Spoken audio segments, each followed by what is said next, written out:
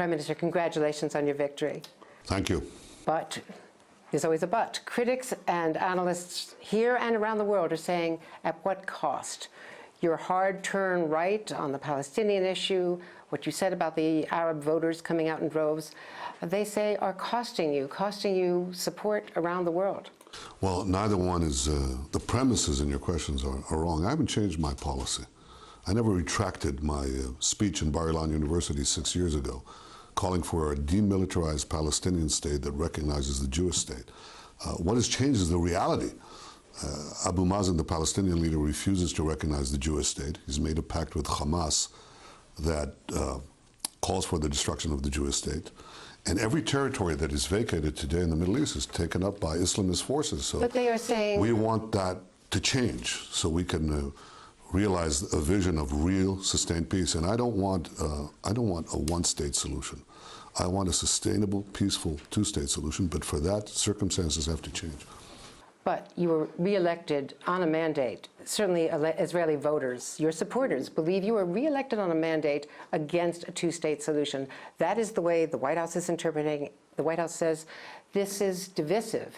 And it's so divisive that now the administration is saying that they will not stop the UN from conferring statehood. They will not block, or at least they're strongly considering not blocking, a vote for statehood for Palestinians. Well, first of all, that state would become a terrorist state. Iran says that they will arm the West Bank the way they armed Gaza. We withdrew from Gaza.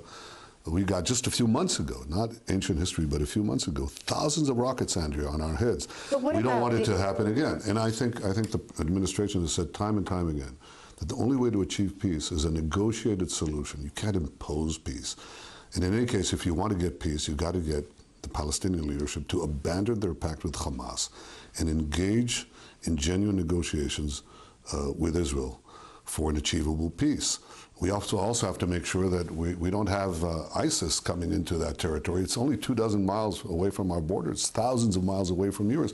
So we need the conditions of recognition of a Jewish state and real security in order to have a realistic two-state solution. And I was talking about what is achievable and what is not achievable. To make it achievable, then you have to have real negotiations with people who are committed to peace. It's time that we saw the pressure on the Palestinians to show that they are committed to. Words have meaning. Tom Friedman wrote today, they must have been doing high fives in Tehran when they saw how low Bibi sank to win. What better way to isolate Israel globally and deflect attention from Iran's behavior? Joe Klein in Time magazine called it bigotry. Jeffrey Goldberg said that it would be calamitous, the way you talked about Arab voters and the way you talked about not going for a Palestinian state. Well, I explained on the Palestinian state what it is we need. We need a demilitarized state that recognizes a Jewish state. But on Arab voters, I think it's important. Yeah. It's very, very important. First of all, I'm very proud to be the Prime Minister of all of Israel's citizens, Arabs and Jews alike. That's not the way it sounded on election day. If you hear what I said, you might reconsider what you just said and what you quoted. I'm very proud of the fact that Israel is the one country in a very broad radius in which Arabs have free and fair elections. That's sacrosanct. That will never change. I met a few days ago with the Arab supporters, many Arab supporters of Likud. I met them in the north of the country, and I said, look, I'm concerned with a massive foreign-funded effort, massive foreign money. Which foreign money? U.S. money? Big NGOs that are coming in here with foreign money, and it's all over the place. You said tens of millions of dollars. Well, definitely millions, and I said it looks like maybe tens of millions of dollars that are coming into from America? Among other places, foreign funders. That's important. But what has happened is that I said that they would try to get out votes for a specific party, an amalgamation of Islamists and other anti-Israel groups. And I said, when that happens, make sure we get out our vote. I wasn't trying to suppress a vote. I was trying to get something to counter a foreign-funded effort to get votes that are intended to topple my party. And I was calling on our voters to come out. And by the way, quite a few of them.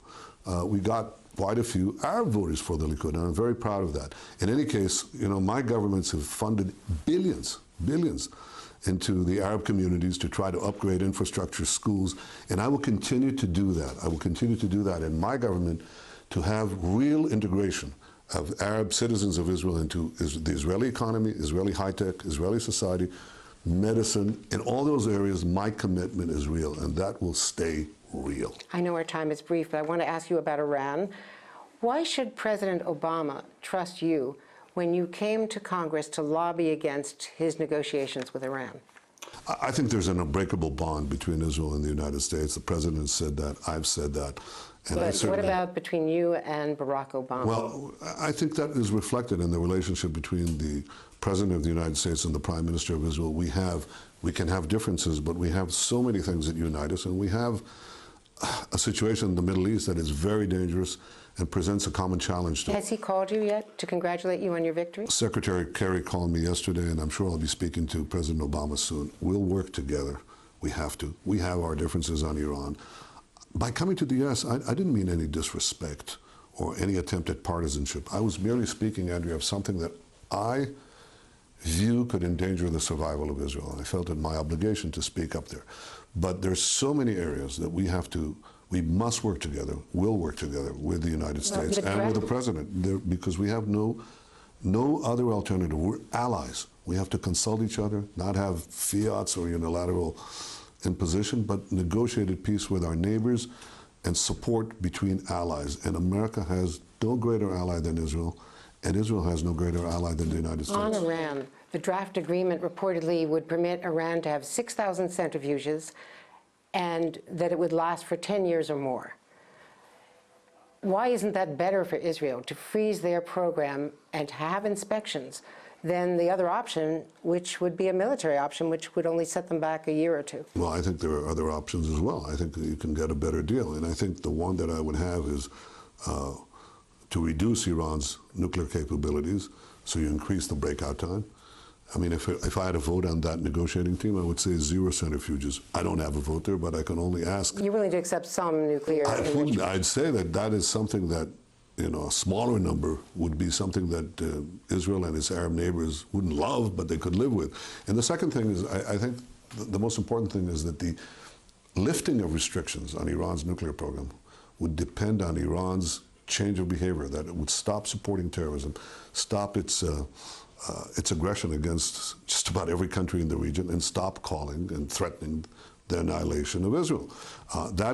I remain committed to that, and I think that's the right policy. Are you counting on Republicans in Congress to kill a deal if it's a deal you don't like?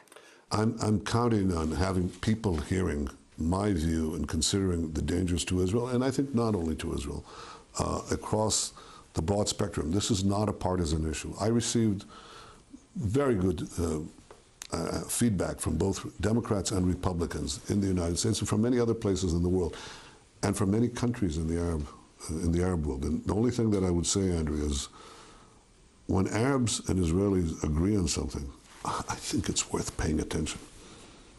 And your message to Iran? For the people of Iran, we want peace with them, but they've been taken over by a regime that calls for our destruction. I think suppresses and brutalizes them as well. And the most important thing is that we prevent this regime from having atomic bombs to carry out their designs on destroying Israel and their mad fantasy of taking over the Middle East and from there to the world. You don't want the formal sponsor of global terrorism armed with atomic weapons. That's bad for everyone. Thank you very much, Prime Minister. Thank you, Andrea. Thank you very much. Thank you.